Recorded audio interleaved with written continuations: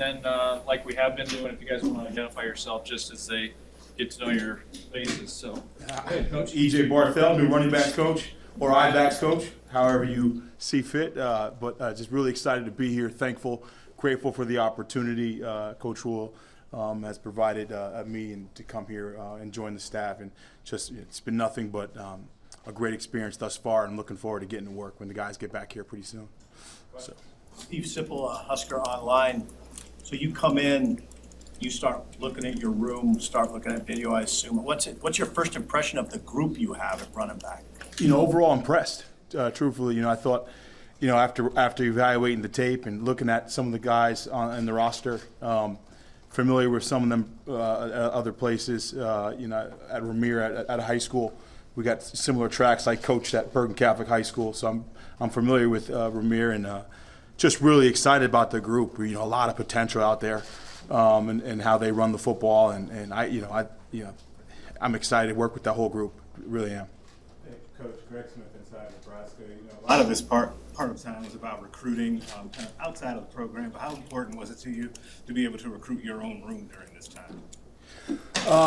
Well, I tell you, you're saying as far as recruiting just running backs? Recruit those guys that are already there. Yeah, that's a new experience, right? I think with the transfer portal and all this stuff, and with going on with guys going different programs for various different reasons. It wasn't a whole lot of recruiting, to be honest. It was more so of getting down. The first order of business when I got here was from Coach Rule, and it was to get with those guys and make sure that we put a face on a face and get my own impression of who they are after I've already watched the tape and things of that nature. But just really excited about every single one of the kids. I had great conversations with them, and in my room, it's we're people. It's obviously I'm their coach, and their players, but we're people. You know what I mean? And that communication part is really important to me.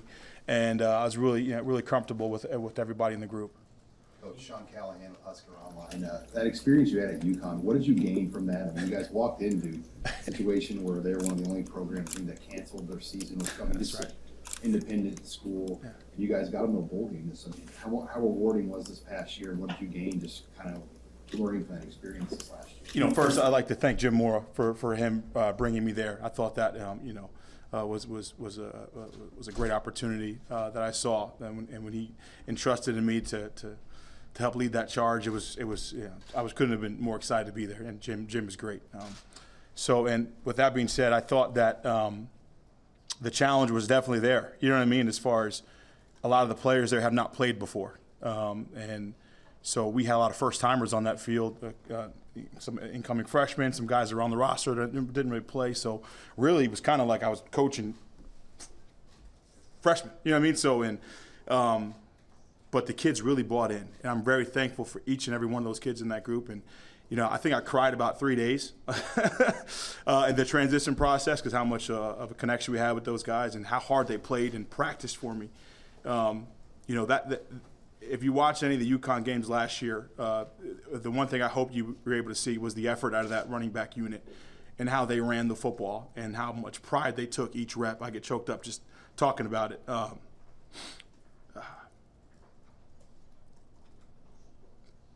Great kids, they're great kids, and I appreciate those guys, and they'll be special. All the guys I've coached, they'll be special to me for the rest of my career.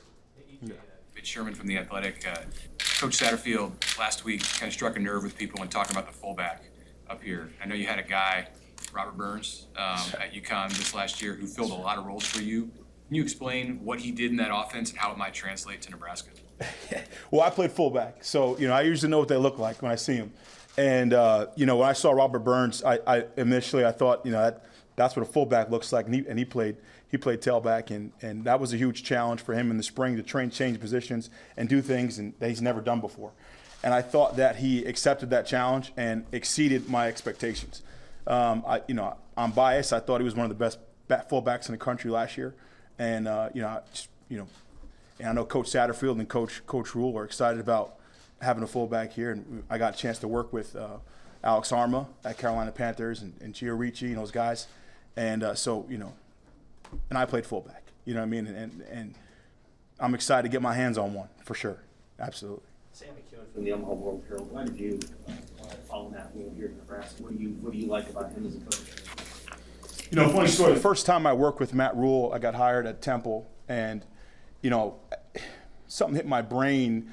One of the first times we hit the field, very similar weather conditions as far as cold, and you know, as a player, you know, indoor, you have an indoor facility, an outdoor facility, and even as me as a player, whenever someone announced, "Hey, we're indoors today," yeah, "Hey, we're outdoors," you know, something hit me when he said we're going to hit in the field. And because the weather was really cold, not one kid said anything. Not one guy made a noise or a grunt. And that moment, when I was on that staff, that moment I knew that the culture that he developed at that place was pretty special. So I'm a believer in Coach Rule and what he stands for. In fact, I'm in alignment with the standards of what he represents as far as development and process. And I think that it applies to life and it applies to football. And, you know, if Coach Rule ever calls me, I'm going to pick up, and I would love to be part of whatever he's got going on because I truly believe in his process. Obviously, we all grow and change, right? And in the decade or so that you've been with him, how has he maybe changed since he was back then versus who he is today in 2023? Well, I think we've all changed. Our experience in the NFL, I think that's a little different when you're coaching pros versus college guys. And you know, it's my personal experience of you know, the thing I noticed that in the NFL is the guys that we had to coach, they don't have to listen to us. Does that make sense? Like in college, there's more of a, you know, they don't have to, but there's more of a need that there's a lot of talent in the NFL, and you have to bring some value to get their attention and for them to want to take your coaching. It's not about just, hey, I say you do. It's more so about how can you help me get better. And I think that was a huge change, and I see that in Coach Rule as well, that there's a lot of guys out there that need development physically and mentally. And in the NFL, we were able to tap into some of that with some of those guys, and that was the biggest thing I noticed with myself and others on staff and Coach Rule. Yeah. Coach Steve Mark with Inside Nebraska, when you're talking running backs, what specific traits do you really look for and really kind of value? I think it's a mentality. You know, I really do. I think it starts with that. I think the running back to me is the ultimate team player. You know, I think that for us, we need to be able to run the football and protect in pass protection and in block in the run game and be vital members of special teams. So the ultimate team player in my mind. And what I look for most in backs is their will and their mentality to not get tackled, right? And to run with a sense of violence upon contact, right?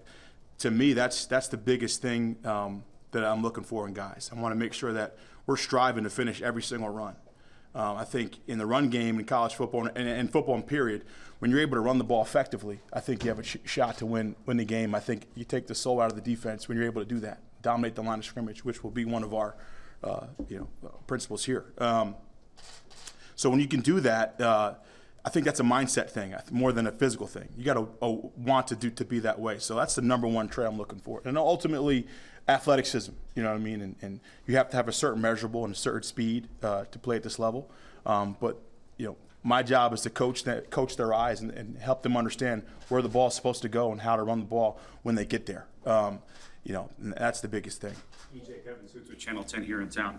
What was your knowledge of Nebraska football prior to taking the job, and how familiar are you with the program? Well, I mean, to me, it's the original RBU, right? Yeah, that's the reality of as a running back coach taking this job. I mean, this is one of the best jobs in the country. You know, the tradition that's built here on running the football. I mean, I'm honored, honestly honored to be the guy that's a part of that room and help lead those guys, because I know how important it is to this fan base that we run the ball effectively. And you know, this is one of those jobs where you get the chills thinking about game day. And that's Rozier, Roger Craig. I mean, come on, Mon Green. Those guys are legends. You know what I mean? So it's like, you know, to be part of that group in some way, some form. I worked with Amir Abdullah. You know, I mean, just to be part of that special group now is pretty special to me. Hey, Coach, Aaron Swanson, the Hill Varsity. some familiarity with Nebraska because you've coached in the Big Ten. So how has maybe the Big Ten changed in your experience from both player and then into coaching with the run game, or maybe how has it been the same? How do you see Nebraska kind of fitting into the Big Ten in the future? Well, I'll tell you one thing, one comment that hits my brain as you asked me that is the culture here and the tradition in the Big Ten. Funny story, my first time coaching here in a game, I got in the elevator, is a very nice elderly woman, and as I was going to the press box, and she said, oh, it's very nice to meet you, and she was thankful I held the door. And then her next comment was, I'm glad you're in the conference because we need more wins. And I was just I was so caught off guard. I'm like, did you just really do that? Yeah, so, I'm very aware of the tradition, and I'm very aware of the pride that comes with this conference. And the weather plays a huge factor, and there's a certain style of run of the run game in the Big Ten. And so, having familiarity with it, being in the Big Ten before, I'm really excited to kind of do it again. With your experience in the Northeast and New Jersey, Pennsylvania, and seeing what Coach Rule and the staff was able to do in a short period of time in that area, what kind of potential and opportunity do you think exists moving ahead in future classes to continue to do well there in recruiting? Well, I think being in the middle of the country gives us opportunities to really be elite in the recruiting world. We can put our hands on pretty much every part of the country and traditionally tap into those original resources that Nebraska is familiar with, the West Coast and Texas and in the Northeast. And obviously, me being from the Northeast, and there's a lot of pride in Nebraska when there was New Jersey, New York City, PA kids coming here on a regular basis. So that, to me, I look at that as a challenge. I think that's a challenge I need to really work my tail off and create that pipeline to help Coach Rule and the university bring that pipeline back, and that's going to be important for sure. Hey, Coach, Brian Stockton from Husker 24/7. When did Clinton first pop on your radar, and just how you enjoyed watching him develop and what you liked about him? Well, I tell you, it goes back to Coach Rule a little bit. When I was at Temple, I got a chance to work under the late George DeLeon, and the one thing as a young coach, I had to drive him around in recruiting, and I really had to learn how to recruit from George, and Coach DeLeon would make an emphasis on, you make sure you cover the ground, cover your territory. You give every high school coach their respect when they recommend a player. And that's something that stuck with me my whole career, and that's how it happened. Had a great relationship with the high school coach, and he had reached out to me and said I need to keep my eyes on this guy. And I've recruited that school before. And when he says something, I'm going to look at it. And he was absolutely right. I think the kid fell on the radar, and fortunate for us, I mean, he's ours. And I couldn't be more excited about him. I think he just scored 1,000 points in basketball the other night, and he's a heck of an athlete. And the sky's the limit for a kid like that. Tony White said last week, you got to recruit on this staff. What's the energy been like that you've seen just with the guys you're familiar with, guys who are new as far as the recruiting this first month? Yeah, the guys in our, I've just working with our guys before. They love recruiting. Everyone on our staff, they take pride in it, and it's competitive amongst us. And I think that it helps filter the process along, and it's a positive competition between us. We're helping to push each other and strive to find the very best players we can find. And so that element of amongst our staff is pretty is a tool in my opinion. And from the outside looking in, being on the staff, Penn State staff in 2016 when you win a Big Ten title was pretty cool job, even if you're not coaching on the field. If you leave there to become a position coach at the FCS level. And I was thinking about how Matt Rule would say, he's sitting in a speech one time, like, if you want to be a coach, you need to go somewhere to coach and not just be, a personnel person. Why did you decide to leave there? And what value did you get out of those 3 jobs, right in a row that you took after you left Penn State? Well, it's funny. So when that did happen, when I started my career, I wanted and envisioned myself always being a head coach at some point. And then I was very clear with Coach Rule on my goals. But I wanted to learn the whole process of evaluation and recruiting and how it works from top to bottom.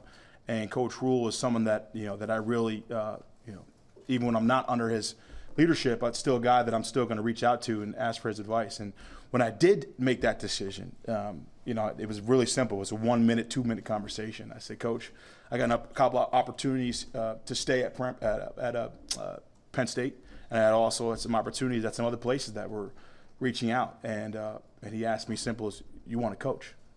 And I said, you're darn right. And he said, well, go coach.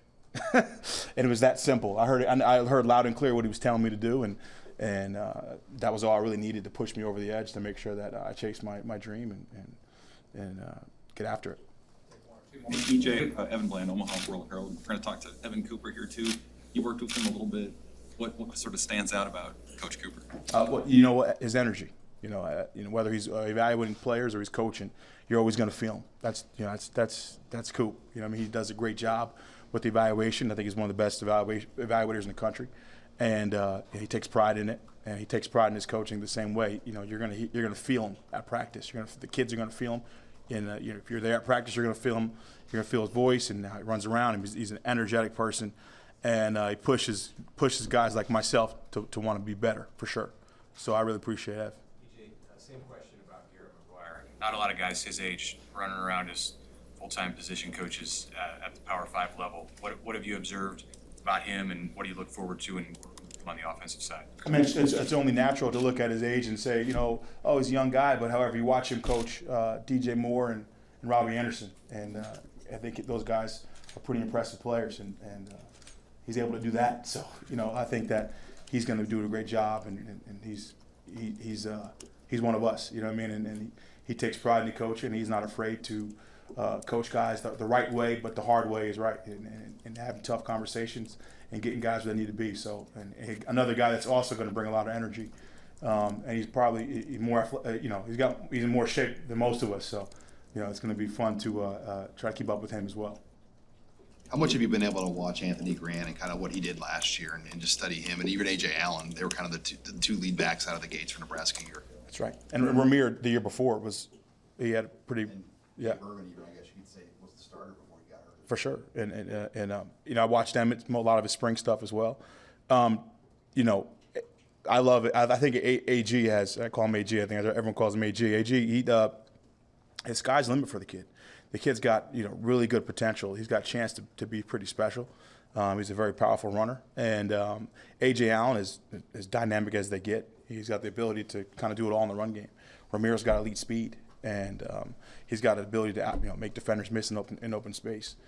Emmett is going to be a high effort, versatile guy. That's he doesn't have a lot of playing experience, but just watching his spring practice, seeing him do multiple things on special teams, and seeing his effort. So he's going to have a lot of versatility he brings to the room, and Gabe Irvin. Golly, you look at that kid. You walk in any high school in the country, you look at Gabe Irvin, you say, who is this guy? You know what I mean? And so, the transfer portal for me wasn't really something I was really interested into. I would say Coach Rule wasn't interested into. And so for us, I'm really excited to work with that group because I think I got a pretty special one. EJ, Zach Carpenter with Inside Nebraska, you talked about the competition within the staff and recruiting. Is there any examples you can share with us to sort of peel back the curtain behind some of that competition? No, there's nothing really that